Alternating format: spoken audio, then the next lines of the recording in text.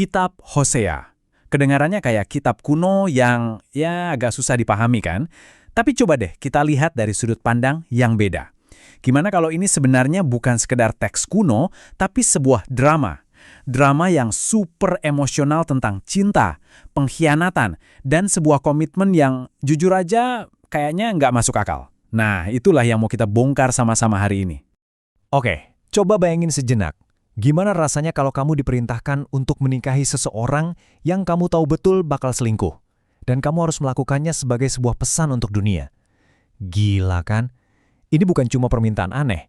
Ini permintaan untuk, secara sukarela menghancurkan hatimu sendiri demi sesuatu yang lebih besar. Pertanyaan inilah yang jadi jantung dari salah satu kisah paling wow, paling mengejutkan di Alkitab. Oke, kita mulai dari bagian pertama, pernikahan skandal seorang nabi. Nah, kita bakal lihat drama pribadinya Hosea dulu. Kenapa? Karena dalam cerita ini, kehidupan pribadinya itu bukan cuma jadi latar belakang. Justru, kehidupan pribadinya itulah pesannya. Sebuah metafora yang hidup. Jadi settingnya ada di abad ke-8 sebelum Masehi di kerajaan Israel Utara. Situasinya lagi kacau banget, dan di tengah semua kekacauan ini, Nabi Hosea dapat perintah yang radikal. Dia nggak cuma diminta buat menyampaikan pesan Tuhan. Bukan, dia diminta buat menjadi pesan itu. Konsep ini keren banget, namanya teater kenabian. Artinya, seluruh hidupnya, pernikahannya, keluarganya, itu jadi semacam pertunjukan publik yang menggambarkan hubungan Tuhan sama bangsanya. Dan inilah perintahnya yang benar-benar bikin kaget. Tuhan bilang ke Hosea, "Pergilah, kawinilah seorang perempuan sundal, karena negeri ini telah bersundal hebat dengan membelakangi Tuhan." Wow, jadi Hosea disuruh nikahin perempuan bernama Gomer. Ini bukan buat ngehukum Hosea ya, tapi sebagai cermin.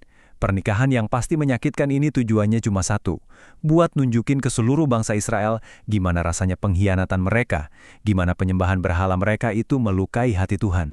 Dan ini makin parah. Setiap anak yang lahir dari pernikahan ini, namanya itu jadi semacam pengumuman publik. Anak pertama, Yizriel, artinya Tuhan mencerai beraikan. Ini peringatan soal penghakiman. Anak kedua, Lo Ruhama, tidak dikasihi. Ini sinyal kesabaran Tuhan udah habis. Dan yang paling nyelekit, anak ketiga, Lo Ami, bukan umatku. Ini artinya ikatan perjanjian mereka udah putus. Setiap nama itu kayak satu langkah lebih dekat ke jurang kehancuran. Oke, dari drama keluarga yang intens ini, kita geser sedikit. Kita zoom out ke krisis nasionalnya. Karena ternyata, apa yang terjadi di rumah tangga Hosea itu cerminan sempurna dari apa yang terjadi di seluruh kerajaannya. Semuanya nyambung. Jadi waktu itu di bawah Raja Yeroboam kedua, Israel itu lagi jaya-jayanya secara ekonomi. Kelihatannya keren banget dari luar. Perdagangan lancar, wilayah makin luas. Tapi, di balik semua kemewahan itu, masyarakatnya sebenarnya lagi bobrok. Ketidakadilan sosial di mana-mana, dan secara rohani udah busuk. Kemakmuran itu cuma topeng yang menutupi masalah yang jauh lebih dalam. Dan begitu Yeroboam I meninggal, topeng itu langsung robek. Israel langsung terjun bebas ke dalam anarki. Coba lihat deh timeline ini. Cuma dalam waktu sekitar 30 tahun, ada 6 raja ganti-gantian. Dan hampir semuanya naik tahta lewat cara-cara kotor. Pembunuhan, kudeta, dari Zakaria, Salum, Pekahya, Pekah, sampai akhirnya Samaria jatuh. Kekacauan politik ini benar-benar jadi cerminan kekacauan rohani mereka. Terus, apa sih akar masalahnya? Jawabannya, krisis spiritual. Mereka tuh bukannya ninggalin Tuhan sama sekali, enggak. Tapi mereka campur aduk. Ibadah ke Tuhan jalan, tapi nyembah Baal, dewa kesuburan Kanaan, juga jalan. Bahkan ritualnya dicampur sama prostitusi. Parah kan? Para pemimpinnya juga lebih percaya sama aliansi politik dengan negara kuat kayak Asyur dan Mesir. Nah ini sama kayak selingkuh secara rohani. Intinya satu, mereka kekurangan yang namanya kedaat Elohim. Ini istilah Ibrani yang artinya bukan cuma tahu tentang Tuhan di kepala, tapi kenal secara intim, punya hubungan pribadi yang seharusnya bikin mereka setia. Oke, sampai sini ceritanya gelap banget ya. Pengkhianatan, kekacauan, penghakiman, kayaknya udah nggak ada harapan. Tapi, disinilah ceritanya berbelok tajam. Plot twist! Kita sekarang bakal beralih dari masalah dosa Israel ke respons Tuhan yang, jujur aja, sangat mengejutkan. Nah, untuk ngerti respons Tuhan, kita harus kenalan sama satu kata kunci ini. Hesed. Ini dari bahasa Ibrani. Bisa dibilang, ini jantungnya kitab Hosea. Hesed itu bukan sekedar cinta biasa atau emosi sesaat. Ini adalah komitmen perjanjian yang teguh, kasih setia, jenis cinta yang nggak goyah, yang tetap ada bahkan ketika pasangannya udah selingkuh dan berkhianat. Dan ayat ini adalah puncak emosional dari semuanya. Kita seolah-olah dikasih intip pergulatan batin Tuhan. Dia seakan bilang, masa sih aku harus nyerahin kamu Israel? Masa sih aku harus ngebiarin kamu hancur? Di satu sisi ada keadilan yang menuntut hukuman, tapi di sisi lain ada kasih hesetnya yang luar biasa. Dan ayat ini menunjukkan hatinya berbalik, belas kasihannya yang menang. Ini benar-benar mengubah cara kita melihat Tuhan kan? Hosea nunjukin kalau Tuhan itu bukan hakim yang dingin dan jauh di sana. Dia itu seperti kekasih yang dikhianati, ayah yang patah hati. Dosa kita itu bukan cuma ngelanggar aturan, tapi secara pribadi melukai hatinya. Dan kenapa dia nggak menghancurkan Israel? Karena katanya, aku ini Allah bukan manusia. Kasih hesetnya itu melampaui logika balas dendam manusia. Dan sekarang, metafora itu jadi nyata lagi. Super dramatis. Gomer, istri Hosea, akhirnya beneran ninggalin dia dan hidupnya hancur berantakan.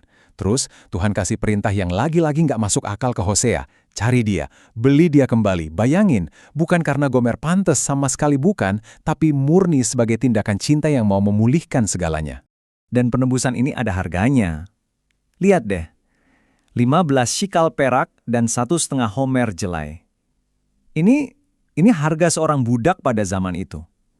Hosea harus bayar harga seorang budak untuk membeli kembali istrinya sendiri. Ini nunjukin betapa Gomer udah jatuh begitu rendah, sekaligus nunjukin betapa besar kasih Hosea yang mau mengembalikan martabatnya. Ini gambaran penebusan yang luar biasa kuat. Oke, setelah momen penebusan yang dramatis tadi, ceritanya masuk ke babak terakhir. Fokusnya bukan lagi penghakiman, tapi harapan. Janji tentang sebuah awal yang baru. Dan ini poin kuncinya. Penghakiman itu bukan kata terakhir. Nggak pernah. Tujuan dari semua disiplin yang menyakitkan itu cuma satu, pemulihan. Semua penderitaan itu adalah bagian dari proses untuk membawa mereka pulang, untuk menyembuhkan, dan untuk memulai lagi dari awal. Masih ingat kan nama anak-anak Hosea yang artinya suram banget itu? Nah, Tuhan janji bakal membalikan semuanya. Lihat perubahannya. Lo-ruhama, yang tadinya tidak dikasihi, bakal jadi ruhama, dikasihi. Lo-ami, bukan umatku, bakal jadi ami, umatku. Nama-nama yang tadinya jadi simbol penolakan, sekarang diubah total jadi simbol penerimaan dan kepemilikan. Keren banget kan? Ada lagi janji yang indah banget. Tuhan janji bakal mengubah lembah Ahor atau lembah kesulitan menjadi pintu pengharapan.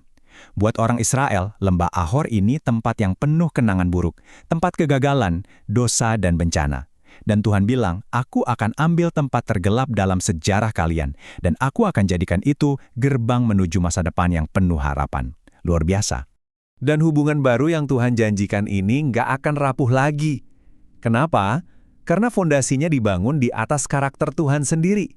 Dia berjanji akan menikahi umatnya selamanya dalam kebenaran dan keadilan, kasih setia atau hesed tadi, belas kasihan, dan kesetiaan. Ini adalah janji yang kokoh. Jadi, pada akhirnya, kisah Hosea ini bukan cuma cerita kuno. Ini cermin buat kita sekarang. Ini pertanyaan abadi. Di dunia yang serba nggak pasti dan penuh pengkhianatan ini, di mana sih kita menaruh rasa aman dan kepercayaan kita? Dulu Israel percaya sama ekonomi dan kekuatan politik. Kalau kita, apa berhala modern kita? Kisah ini menantang kita semua untuk bertanya, di mana kita menaruh kepercayaan tertinggi kita.